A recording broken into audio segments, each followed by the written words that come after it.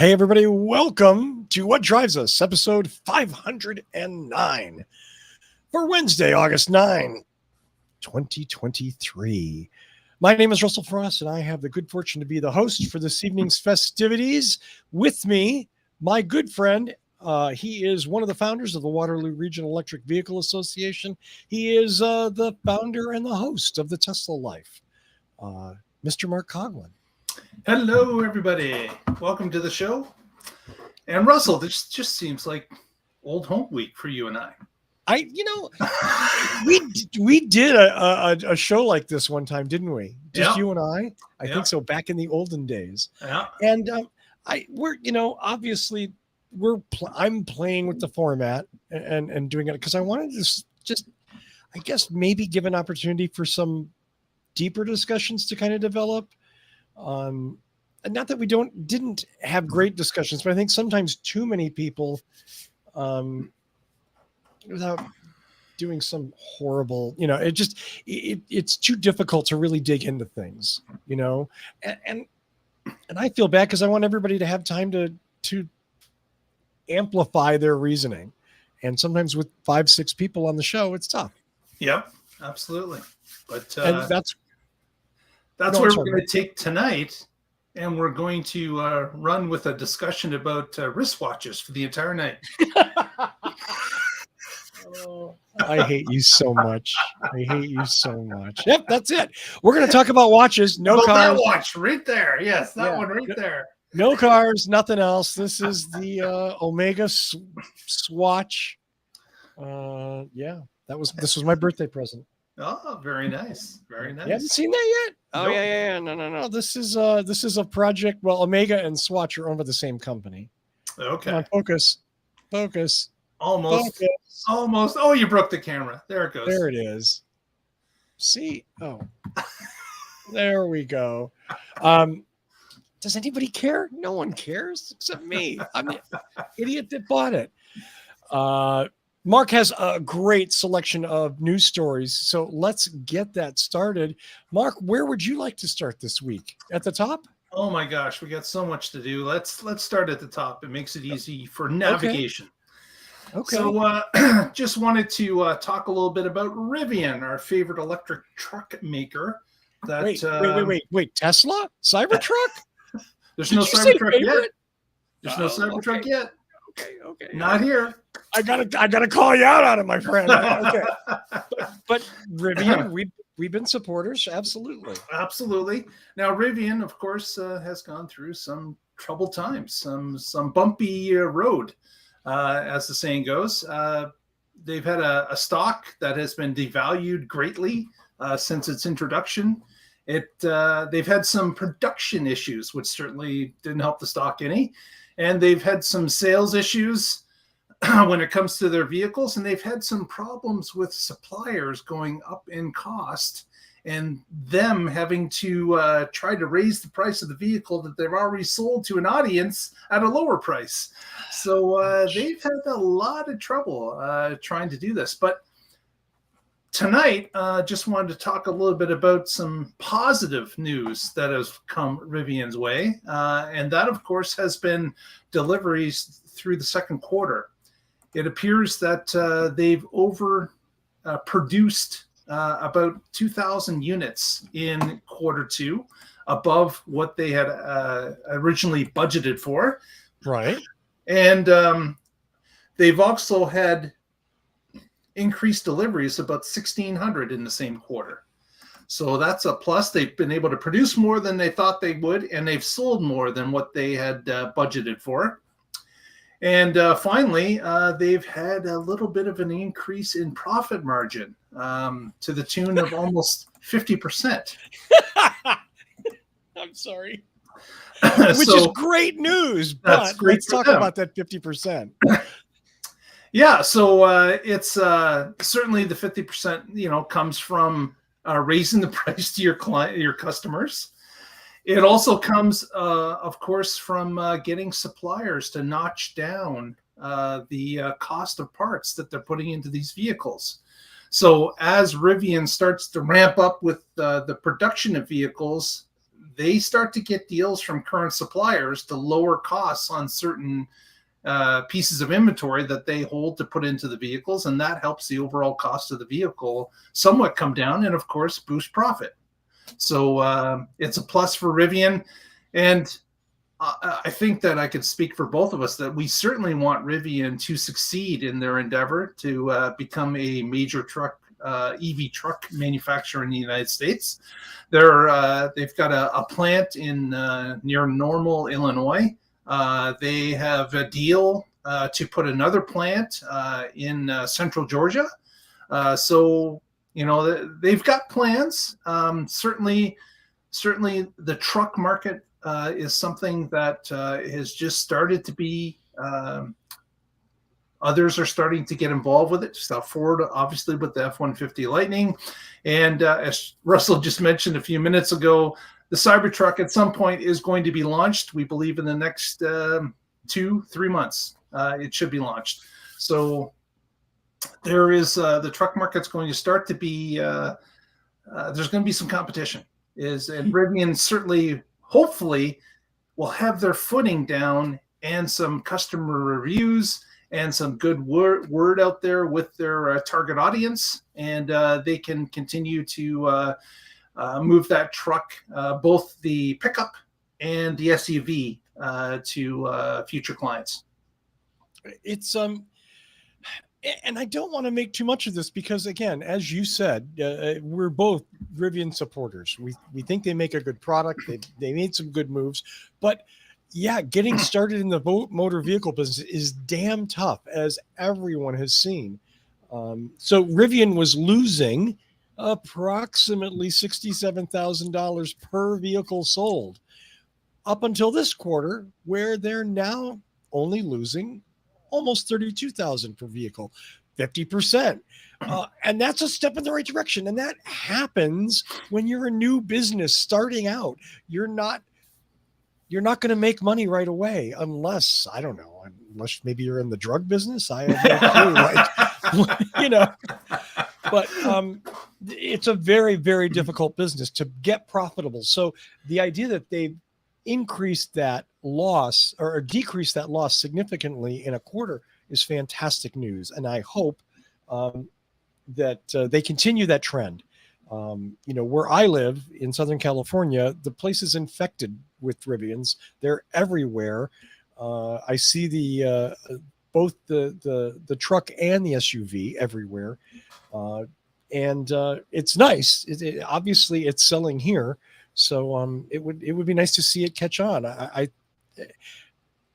I'm also interested to see what Rivian does in 5 years. Maybe there's some other adventure vehicle that they have up their sleeve, which would be really cool. Yeah, well, they've got to get their feet under them. That's the first part. Get financially stable. And hopefully the two vehicles that they're offering now will allow them to get to that stage. And of course, I'm sure their design department has, at least a dozen new ideas of what they'd like to do in the future if money was not an option.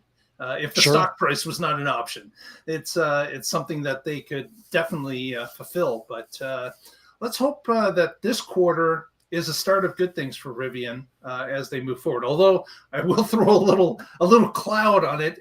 Certainly, they do have a lawsuit that Tesla has waged against them, and just this week the judge said Tesla could go ahead and move forward on the lawsuit. So. And this is about former Tesla employees going to Rivian and maybe bringing some trade secrets with them as they decorated their new offices at Rivian. So we've got some clouds that are coming. We'll have to see where it goes. Yeah. That Tesla boy. Oh, yeah. I didn't go there. But hey, that's good news. That's good news.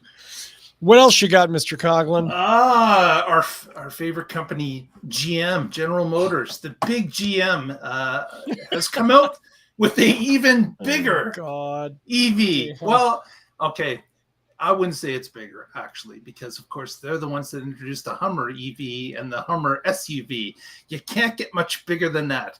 But GM in New York City recently has introduced the Escalade EV. And guess what? The battery pack is just as big as the Hummer, 200 kilowatt hours. Jesus. This is a monster of a vehicle that they did not give us the weight of for whatever reason, but it's got to be close to the Hummer's 8,700 pounds. It's got to be close. So this is a full-size SUV, 3 rows. They're not going to skimp on the third row. You're definitely going to have room in the third row if you want. I guess you could have 8 passengers in this vehicle if you wanted them. Different configurations are available. But if you need a big family hauler, maybe this is on your list. But in Canada, you can get the third row as a Chesterfield, right? That's right. Sorry. The third row is sold at Tepperman's, as you know. So you can have it. It's a lazy boy third row. No, wait, that's the other. Yeah. Yeah. Some of the information on this vehicle: 450-mile range with that 200 kilowatt battery. We get a 0 to 60 seconds time of under 5 seconds. We've got a price tag of $130,000 US. So a little less than the Lyric. No, the Lyric is much cheaper than this. Is it? You can get the Lyric for about $69,000. Oh, okay. I'm sorry. Yeah. So it's a pricey thing. Available in mid 2024. And of course, the other news that came out from GM, which includes the Escalade, is that they're all going to come with the vehicle to home charging. So that reverse charging that would allow you to use it as a power supply for your home if there was an outage is going to be available for all GM vehicles that have the Ultium battery pack. So that was announced as well just recently. But no mistake, this is a large EV. So can I really hate on this vehicle? Go right ahead. Then you can talk me down. Yeah. Because honestly, what we desperately needed on planet Earth as like historic places in Hawaii burned to the freaking ass ground. We needed another $130,000, 9,000 pound, 750 horsepower. I'm reading from your excellent news summary here. Mega SUV. I mean, I get it. I understand. But you know what? I don't have to like it. And I don't. So that's all. Before you throw yourself off that ledge, let me just tell you that, of course, there are always going to be people that want these big ass vehicles. Sure. There are always people that have $130,000 burning a hole in their pocket that want to put it towards a brand new 3-passenger, 8-seater vehicle. The only thing I can say is that at least they're not buying the gasoline version. That's the only positive in this thing. As far as I don't like the idea that you're just throwing in a lot of batteries to move a big ass heavy vehicle that you probably don't need, that goes less distance than you really want to, and you're all this expense and all this material for a vehicle that gets underutilized. But you know what? It is better than the gasoline vehicle that this could be replacing for certain people that buy it. That's the only plus I can throw into this. I'm not going to argue with you because I think you might be right. Although we'd have to like really run the numbers on this, right? And go, is it like, let's just summarize this. Assholes need cars too. So if they buy a battery electric tank, I guess that's better than buying an ice tank. I just wish that maybe, I don't know, maybe if it was just an ICE vehicle, then people would go like, you know what, maybe I don't need that big old damn thing. I can get something else. And for me, and this is going to sound really pinko commie, so forgive me, but like, let's talk about resource allocation. Let's talk about how many cool, smaller EVs you could build with all of the shit that it takes to produce this one vehicle. GM could easily build 4 cars? Yep. With what they're doing here. And would I rather replace 4 cars with, I don't know. You know what? Other piece of the puzzle, GM has to be profitable in making EVs. And they're going to throw in the high end. That's what we've been seeing. Like the what's the other one? The Charlize, the brand new Cadillac $340,000 handmade EV. Again, a ridiculous vehicle, but the profits are huge in it. And that's what they need. You need to build the high-end car first. Let's look at Tesla. They had to build the Roadster, then the Model S, then the Model X before they could finance a Model 3 and a Model Y to make the price come down somewhat. And those all have to be financed in order to build the Model Next, which will be a $25,000 car. Maybe. All that has to happen. Oh, it's going to happen. It's going to happen. I can see the pieces coming into place now. And it all starts with Mexico. So you watch. But anyways, I digress. No. And I mean, that's a fair point if they do it. Now, the other side of that is I remember the 10 minutes that Tesla offered the $35,000 Model 3 for sale. You mean the 10 the secret weeks. Website? You mean the 10 weeks. 10 weeks for 10 minutes, 1 minute each week, whatever it was. Okay. And I get the progression because I hear it not only from you, but I hear it from an avowed Tesla hater, Ed Niedermeyer.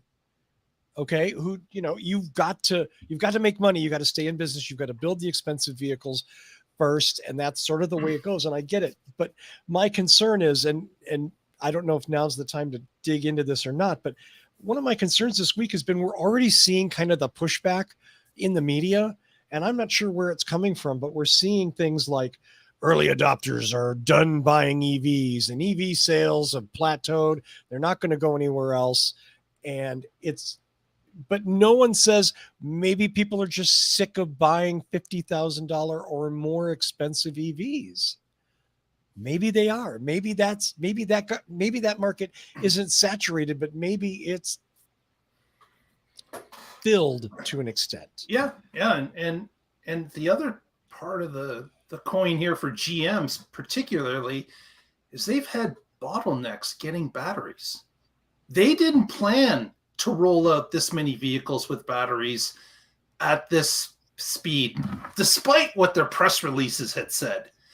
They were at a point where the Bolt was in production, but let's keep in mind the Bolt was a cheap, affordable EV, but it was a signed contract with LG for a certain amount of time. They did not want to. They didn't have unlimited run rates of the Bolt without signing another contract with LG. They knew that they only had a certain run with it, and they went their distance with it, and that's probably part of the reason as to why it stopped.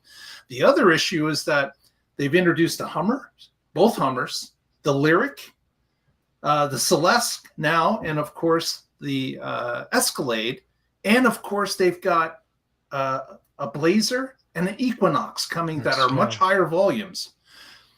They've got to get their battery production ramped up, or they are going to be in a lot of trouble. So selling the high-end vehicles at low volumes at the beginning was probably always part of the plan because they knew they weren't going to have all the batteries. This is speculation, but this is what I see from the outside. This is, the company that we've taken to task maybe more than any other company on this show is Toyota for not producing electric vehicles. And Toyota's stance has always been pretty clear. The market's not ready. The battery technology isn't ready. And guess what? Nobody's making money on electric cars, says Toyota. That's their opinion. I'm not vouching for it. I'm just saying.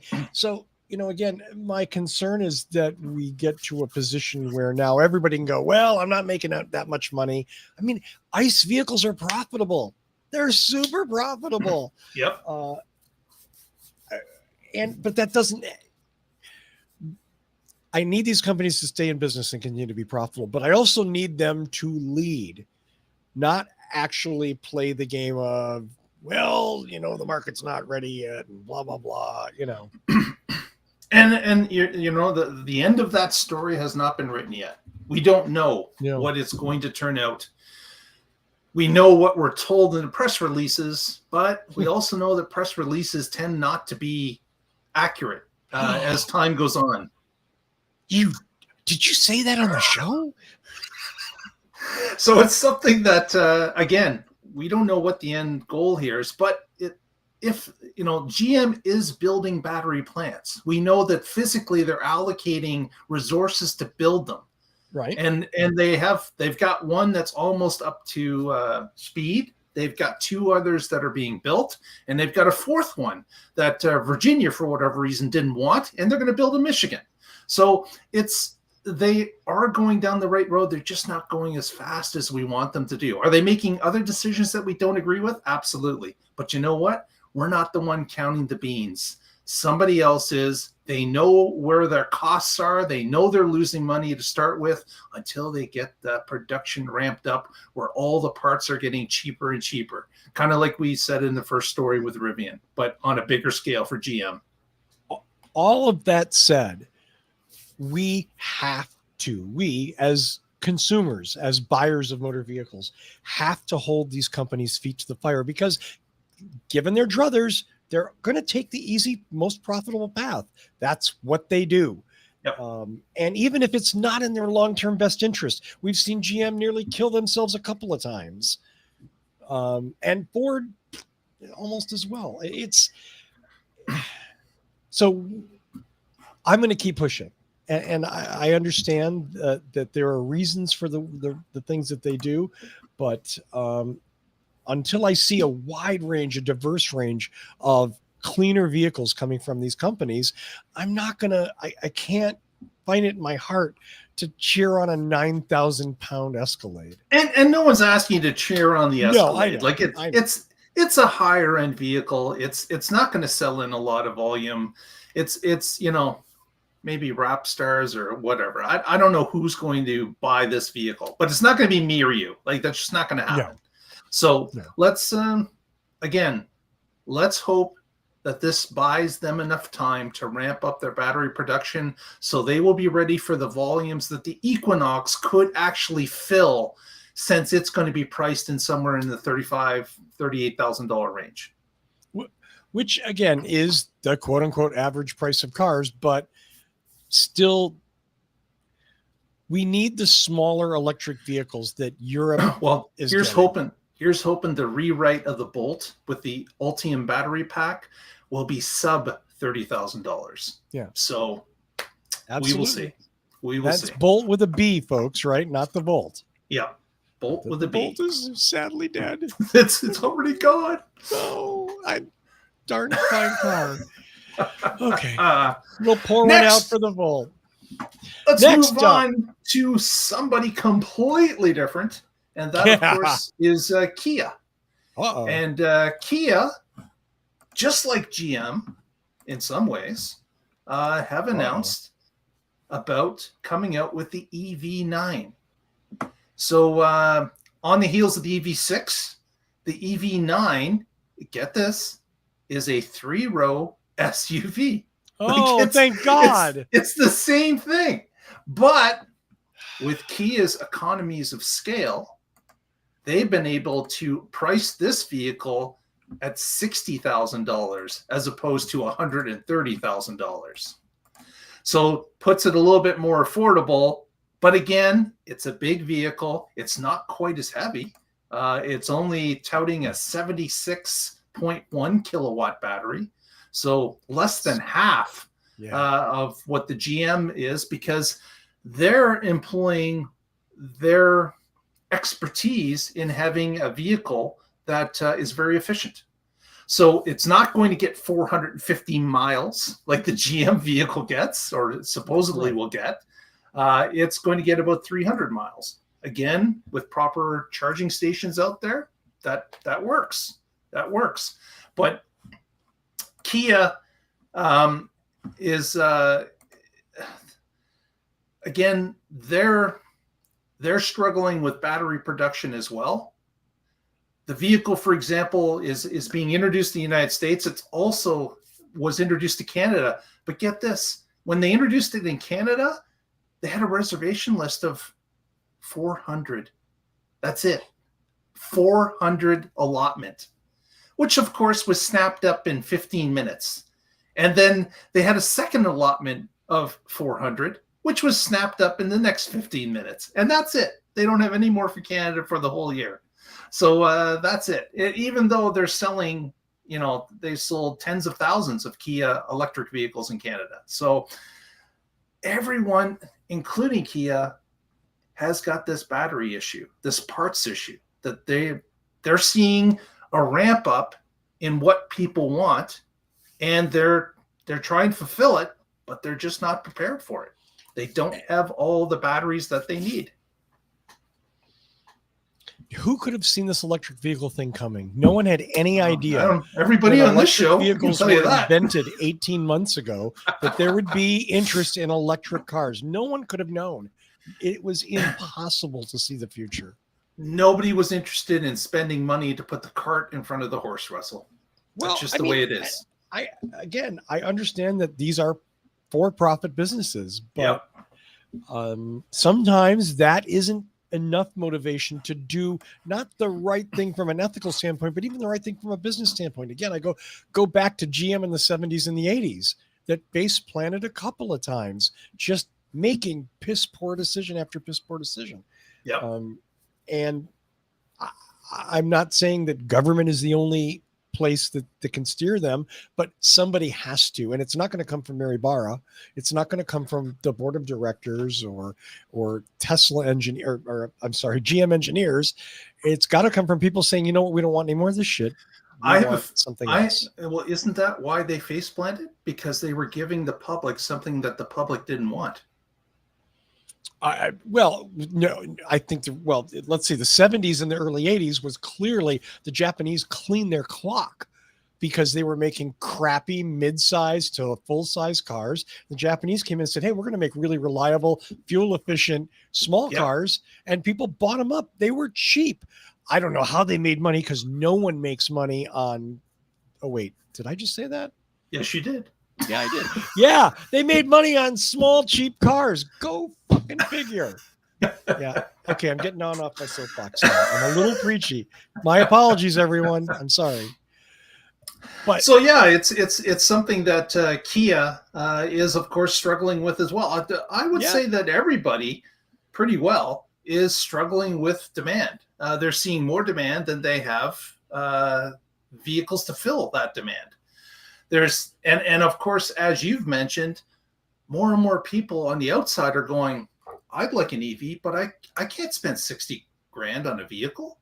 I want an EV that's sub 30 grand. I want a vehicle that's 25 grand.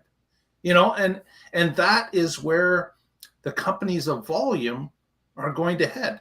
I was going to put in a story about Stellantis saying they were going to have a cheap EV, but I looked at it and I said, don't even bother. Like, there's not even the place for this in this discussion at this point. Stellantis has, zero credibility in this discussion. So, yes, good call, sir. Yeah, that is it. But it's interesting that Kia's got another problem that GM and Ford don't have, is that Kia vehicles that are EVs are being made out of country. So they're not qualifying for the IRA credit. They have no credit that's going towards the purchase of their vehicle. So they're trying to keep the price of their vehicle low in order to entrance people to buy, even though there is no IRA credit on these vehicles. They do have a deal to build a plant in Central Georgia as well, but that's not going to be built for a number of years. It'll still be available for the IRA credit if they get it built in the next 3 years, but it's not going to help them this month or this quarter. No. Well, and that's why you've got to be ahead. You've got to be a leader. If you're a follower in this game, historically, you don't end up doing well. Yep. Toyota. I can't wait for the next story. This is your story, Russell. This is your story. So my story? Yeah, this is you basically explained this to me off air. We've got a situation where Ford is, I guess the shareholders of Ford are starting to realize that EVs are not cheap to make. This story has indicated that Ford is going to be in the hole this year, $4.5 billion on its EV side. So they split up the company, gasoline vehicles, EV vehicles. There was that whole thing with the dealerships having to buy into EVs and blah, blah, blah. But Ford, with only 2 electric vehicles, the Mach-E and the F-150 Lightning, have realized that you have to have it priced right in order to sell it. And in order to grow volume, you have to sell it. So they actually just at the beginning of the month had dropped the price of the Lightning by about $10,000 US, $15,000 Canadian, in order to push the vehicle further. That has widened the loss that they're going to experience this year. Because as you've mentioned, Russell, a lot of these companies know that they're losing money on every vehicle that they sell. Right. And that is something that Ford is having to contend with. They've got I would say a very, an exceptional pickup truck that people want. Yeah. At a certain price. And if they can get it at a certain price, they're buying them. So Ford wants to, of course, ramp that up, sell more EV trucks, but they've got to get to a point where they're being profitable on every truck. And that is something that happens with volume. So it's a double-edged sword. They're trying to stay afloat money-wise, but they're knowing if we don't get the volume up, we're never going to get the prices down so that we're profitable on everything. It's difficult navigating the churning waters of a business that is in significant change. Again, historically, something that American car companies have not dealt with very well. As other companies moved around them, they kind of just kept doing what they were doing. And I think part of what we're seeing is, wow, ICE cars sure are great and fun, and we've been building them for 100 years, and they're profitable as all get out. But these electric cars are just tough. And yeah, they are. And it's a different business, and we're learning, and it's expensive. But what are you going to sell in 10 years? I know a lot of these companies would love to keep selling the same ICE cars they've sold forever. They would have no problem with it. But I think they see enough of the future to know that they've got to start heading in that direction. Yeah, I think so. And I think hats off to Jim Farley for actually having the foresight to maybe start living in an EV as the president of Ford. Start driving one, understanding what it is that people like about them and how to sell them in the Ford Blue Oval. It's something that he, I think, has somewhat embraced with this publicized family trips that he's going around driving in the F-150 across the country. Recently, he was doing Northern California to Southern California to Las Vegas. Previously, before that, he was traveling the Midwest. They weren't flying. Yeah, I'm sure he was flying at some point, but he was actually taking the truck on the road with his family.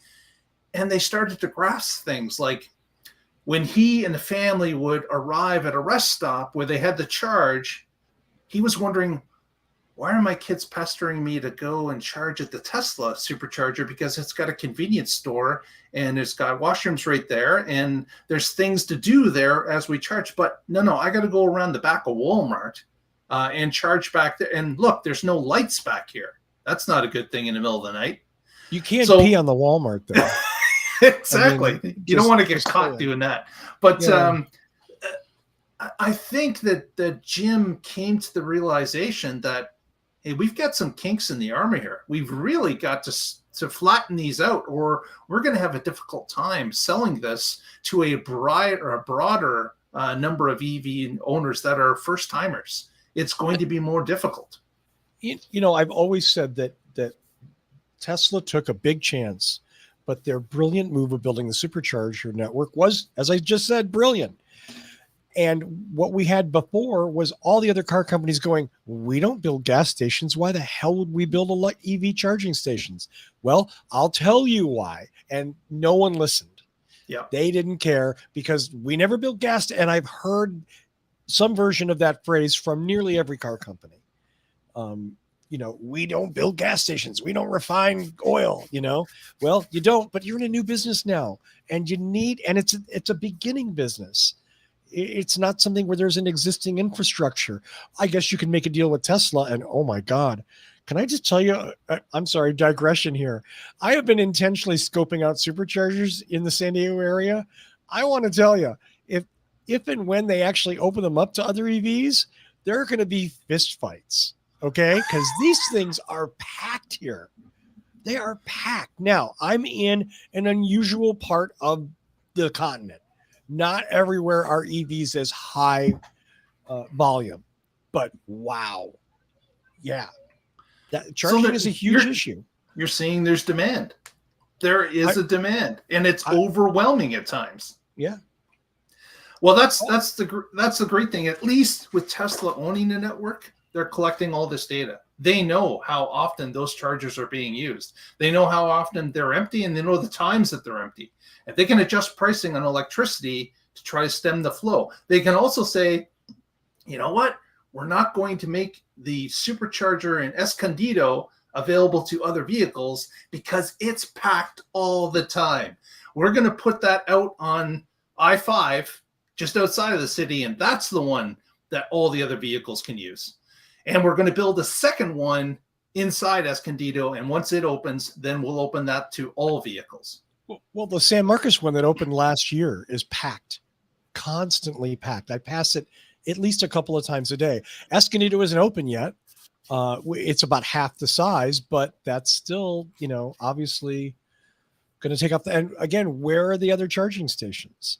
Yeah, exactly. Where are they? I get that the Ford dealer has one. I can tell you that Jim Farley of Ford looked at it and said, we're not going to be able to do it with the deals that we have struck now. We're going to have to sign with Tesla, and that's all there is to it. We're going to have access to 12,000 new chargers because people are not going to take it that they can't fill their truck up regular or reliably. That's just not going to happen. Right. And we're not going to sell new trucks. So guess what? We've got to suck it up and pair up with somebody that's got the charging network that is reliable. Otherwise, we're in a whole boatload of trouble. Reliable and easy, right? That whole is the charging station working or not? Does it take my credit card? Do I have to sign up with the, No, you want to plug in and it's going to go from there. One other thing, and I just, forgive me for this, but Fox Business, Ford set to lose $4.5 billion on EVs. This is certainly right in line where Fox is politically. Yeah. If they had made $4.5 billion and it was a raging success, I promise you this story would not have been on Fox Business. Okay. No one would have cared. The reason they're pumping this is, those damn libtards and their EVs again, and Ford's losing money because, hey, again, as we've said, this is a normal part of a startup of a new business, and there's investments. It's the way it works. Absolutely. Santa doesn't deliver Ultium batteries, not Ultium to Ford, I guess. Ford doesn't have a cute name for their battery, do they?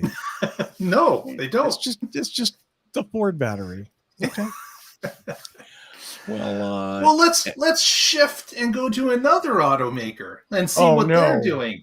Don't go overseas. Oh, we got to go overseas. We got to go to Germany. Got to talk about VW. And now VW has had a questionable history with EVs as well.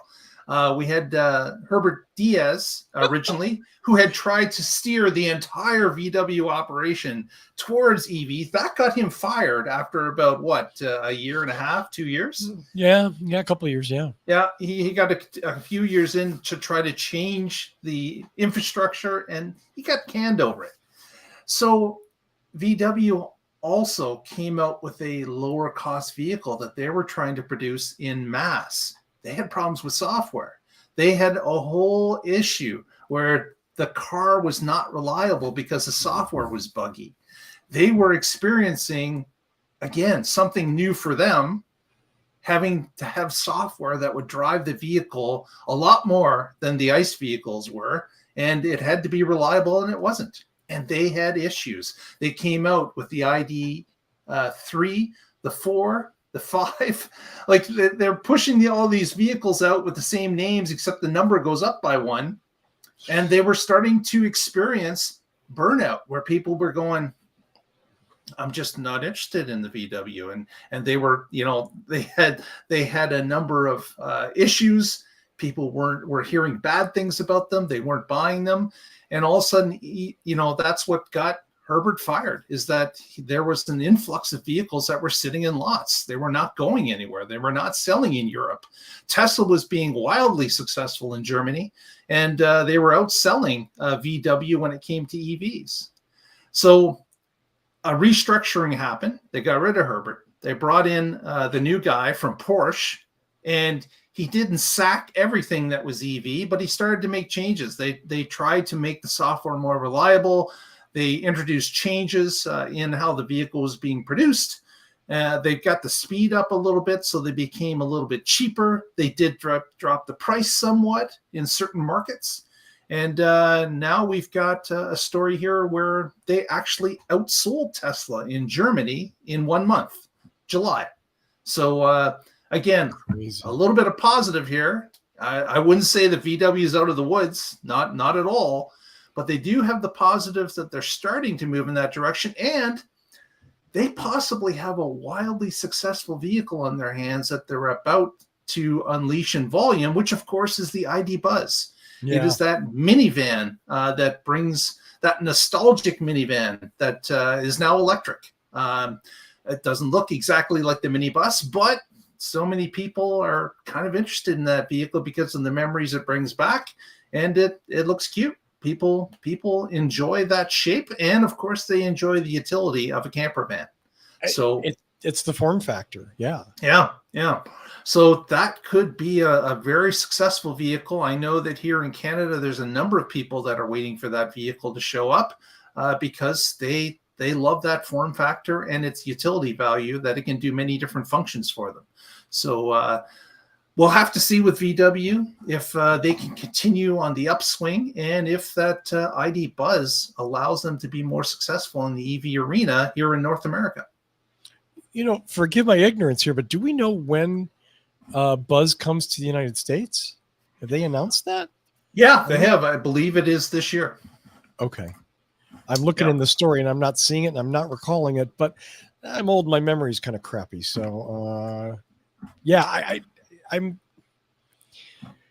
again, some diversity in the thing. And I know the Buzz isn't a $20,000 vehicle, but it's not an SUV. It probably doesn't weigh 9,000 pounds. So again, it's just broadening that potential customer base, whether it's the nostalgia for the microbus or whether it's just somebody who's like, wow, like me, I'd really like something I could go camping in that's electric. And this is another thing it's doing is it's adding another node to electric vehicles that wasn't there previously. So just like the pickup trucks had done, like Rivian and the Ford F-150 has done, the ID Buzz is bringing us a camper van, a cargo van that can be used in a number of different situations and can be your daily driver too. But it's opening another segment for an EV buyer to get involved with it. So this is again, it's not a $25,000 vehicle, but it is another segment that has been not touched yet. So I think any of these new segments that we go into, more choice will get more people into the EV movement, I believe. Absolutely. And again, so I live in the test lab that is Southern California. I see a lot more EVs than most people get to, except for maybe our friend Derek up in Northern California, where the concentration is just as intense. But I'm seeing a lot more of the new Benzos, electric Benzes that I hadn't previously seen. I'm seeing more Audis. It's very interesting to see. What I'm not seeing are Polestars, interestingly enough. And I don't know if that's a distribution issue or if that's a customer choice issue. Obviously Tesla dominates. Tesla today is like Prius was 10 years ago. You couldn't move anywhere in Southern California without running into a Prius. Now it's Teslas. At any given intersection, there are 3 Teslas. So, that it's interesting to see the other companies come up and be a little more visible. Forgive my anecdotal observations, but I'm on the road for 8 hours. I got nothing else to do. I look at cars. Yeah, it isn't. Well, I know that when I visited California over 2 years ago, I was shocked with the amount of EVs. And it's just progressed from that point. It's a hockey stick when it comes to the number of vehicles that are now on the road 2 years later. It's a dramatic change. So I can just imagine. You would be shocked, Mark, at the difference. Even as many as there were then, it's insane now. Yeah. Yeah. And well, we look at Tesla, they're going to produce 2 million vehicles this year. They're not being sold in the United States, but a good chunk of them are. They're getting, the EV volume is really starting to grow. We've got in the United States, I think we've got close to 100 different models available. In Canada, I know the number is 70. Oh, wow. It's insane, the amount that's going. And that's really leading us to our last story, kind of dovetailing into our last story, which of course is this story about EVs, again, hitting a new record in Q2, 300,000 vehicles sold in the United States alone. It's something that is, what was it? Was it a 42% increase 48%. Over a year ago in Q2. So again, still quite a jump in what's going on. But this article is starting to say the brakes may be coming on this movement. Right. And they're saying that all the early adopters are done. Right. They've already bought their EVs.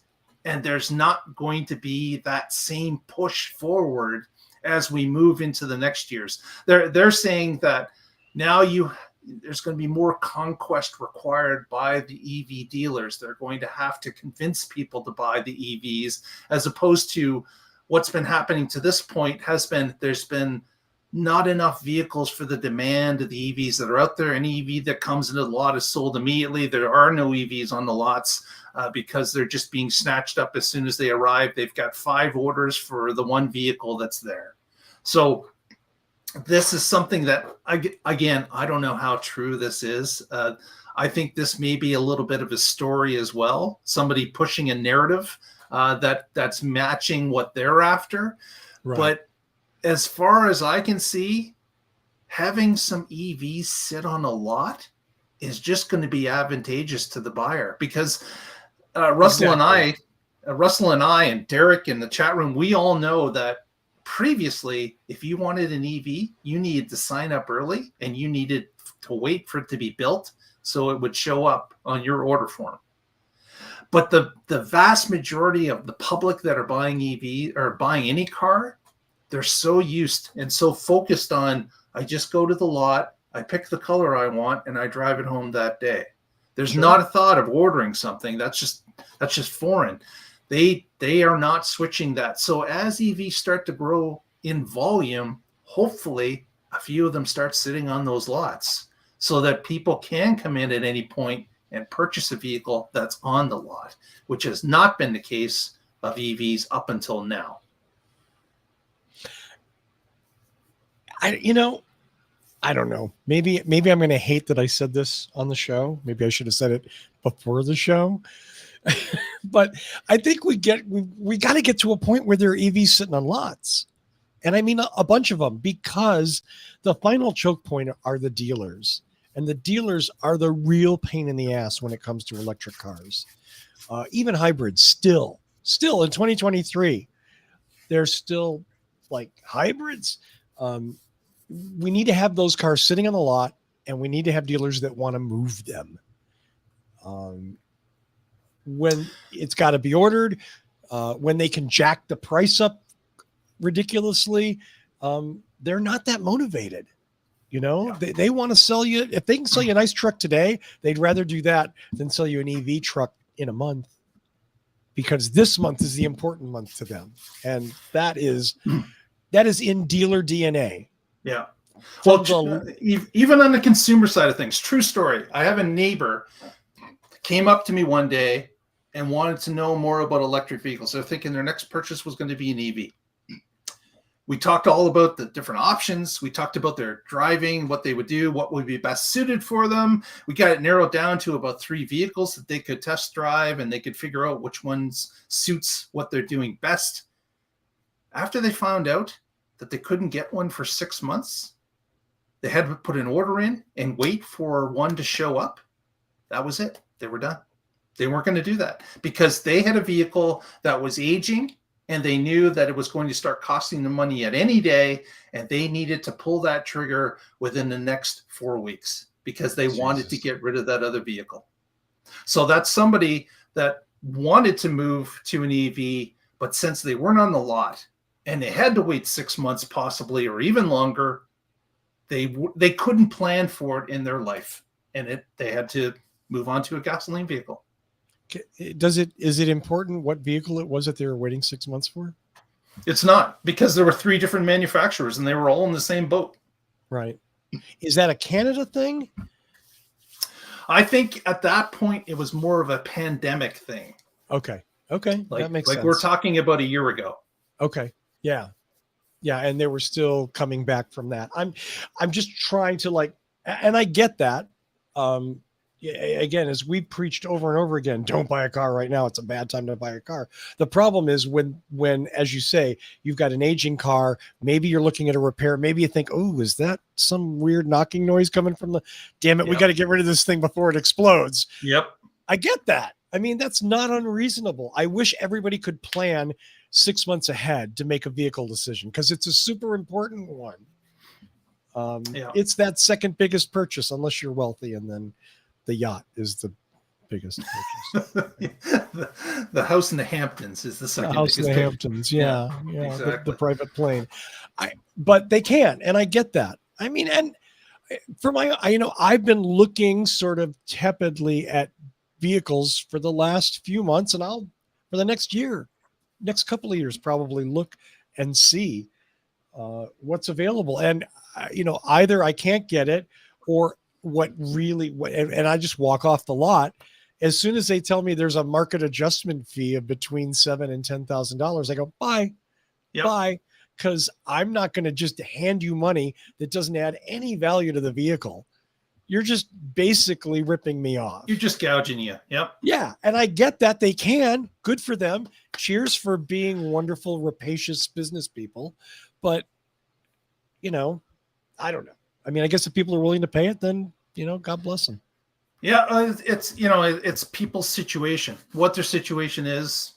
We're all in different situations. But I'm like you, Russell. I couldn't stomach paying another $10,000 on top of MSRP. There's no way. I would sit on the sidelines and wait. And I might have to put extra money into the car I'm trying to get rid of. But it's something that is not. It's just not in my DNA to, just get gouged like that and take it. Absolutely, Mark. I would say that the odds were amazingly high. That if there wasn't for market adjustment charges, there would either be a brand new Prius or a new Maverick sitting in my parking spot, and not my second gen Prius. But both times when I went to go buy it, they're crazy marked up, and I'm not going to do that. The vehicle purchase for me, my car works great. I just want something with new tech. I want something that's spiffier, that I'm not dying. Yeah. Which, lucky me, because a lot of other people have to. Having the ability to see what's happened in the last year when it comes to EVs, what do you feel, Russell, is going to be happening in the next year? Are we stagnant? Have we slowed down? Or are we at the same pace or greater than what we've been experiencing over the past couple of years when it comes to volumes being sold. I read an interesting, I think I retweeted it. Yes, I said tweet, by the way, not re-X or whatever the fuck. I don't know what the new verb is. Yeah. But an interesting stat. Did you know that 30% of the new vehicles in the state of Wyoming, and that might only be 8 vehicles. Let's be real. It's Wyoming. But 30% of the new vehicles in Wyoming have car payments over $1,000 a month. Now let's go to a different state, Texas. That number is 25%. Now, I'm obviously not wealthy. I cannot wrap my head around $1,000 a month car payment. Cars aren't that important. I'll get a fucking bicycle before I do that. It's just not that important to me. But that's sort of kind of where people are at with we've seen car prices skyrocket, motor vehicle prices skyrocket in the last few years. The average price of a car is $36,000, and I think the truck is another $10,000 above that is sold new. No, I think the average price went up to $46,000. I mean, who? Remember, we did that on What Drives Us maybe a month ago. Was it where we looked up the price of the average cost of a vehicle today compared to 3 years ago, and it was insane. It was like a 40% bump. You're right, absolutely, and it's. I think that issue more than anything else, and I think a looming credit crisis of defaults on car loans are what we're going to see impact the car business. The dealers are all, again, the dealer's vision is month to month, literally month to month. By the end of the month, they're neurotic messes doing whatever they can to book sales. And I understand why they do that. The problem is it doesn't set up their business for long-term success, and it certainly doesn't increase customer loyalty. I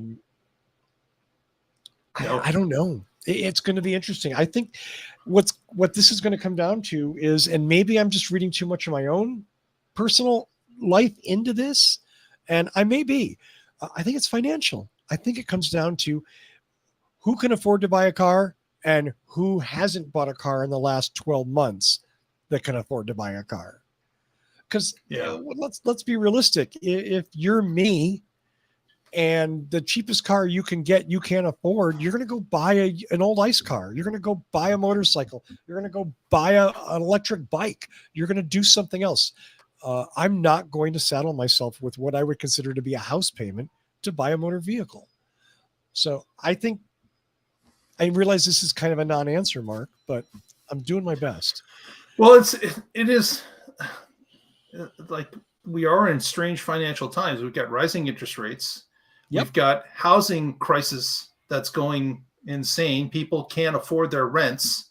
So, the last thing someone's thinking about is, how can I get a fancy new EV? Like, that's just not going to happen. Like, people are concerned with where they live and what they eat. That's priority ones.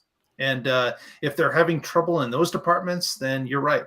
We're going to have a glut of cars, maybe a glut of overpriced cars sitting on lots.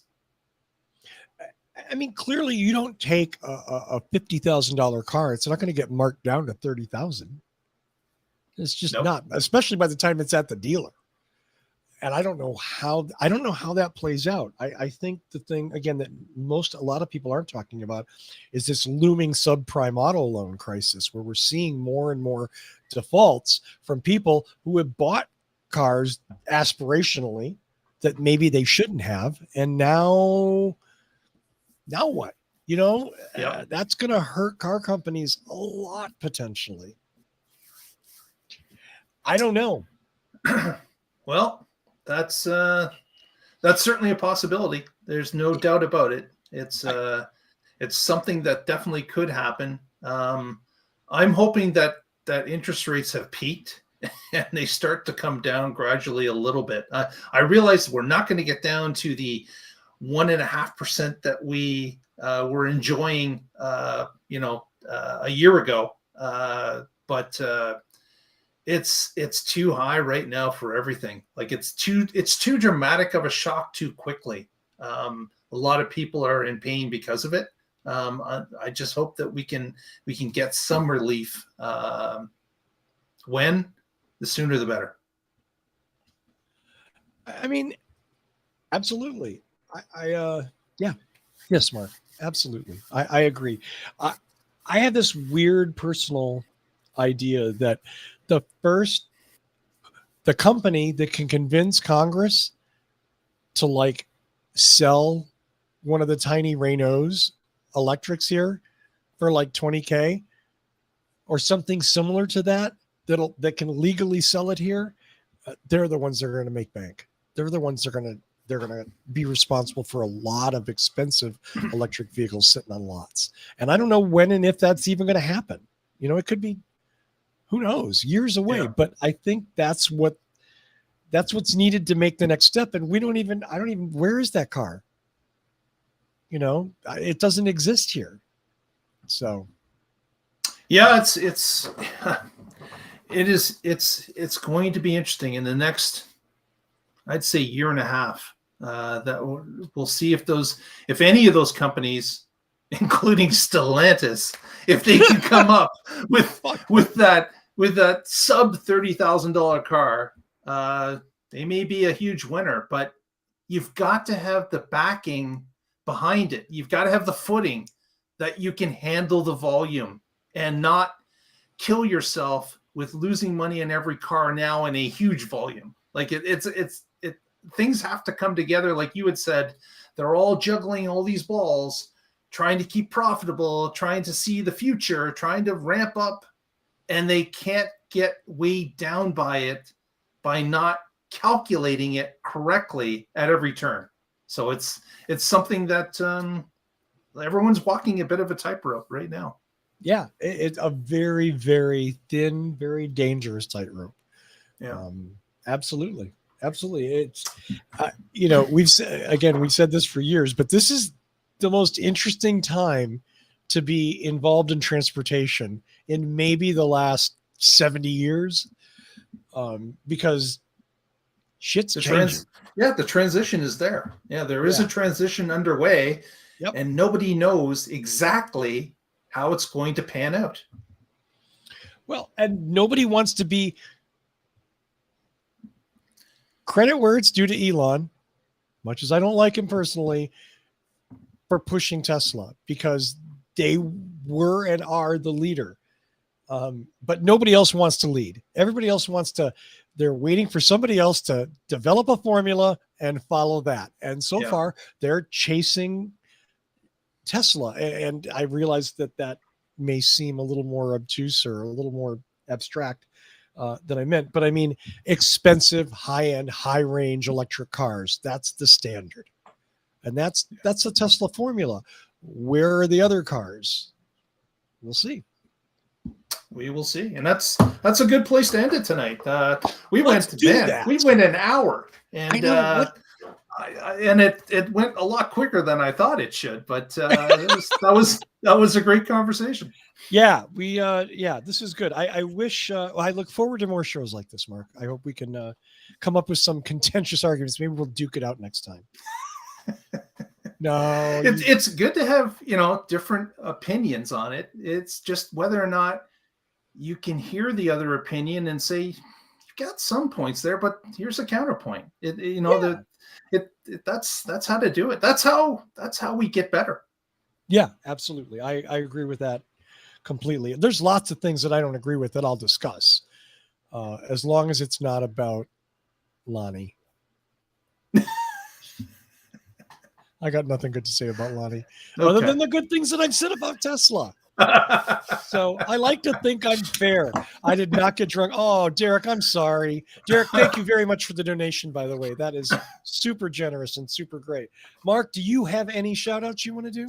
If you don't know where I'm from the Tesla Life. You can certainly follow us on YouTube at the Tesla Life. You can follow us on Twitter or X or whatever you want to call it at the Tesla Life. And we also have a Facebook page, the Tesla Life #1. If you'd like to follow us between shows, you can get our information there. do that. Follow Mark's Twitter feed and get all the Tesla news. And every once in a while, some of my snarky crap in response. Yeah, you'll see that. You'll see that too. You'll see that. The good, the bad, and the ugly. Usually ugly if it's coming from me. Derek, I'm glad you didn't get drunk. I'm glad there's not going to be a hangover in your future. As always, I want to thank Michael Manring for his theme music. Visit him at manthing.com. I want to thank Derek, Casey, and June in the chat room tonight. Thank you so much for being with us.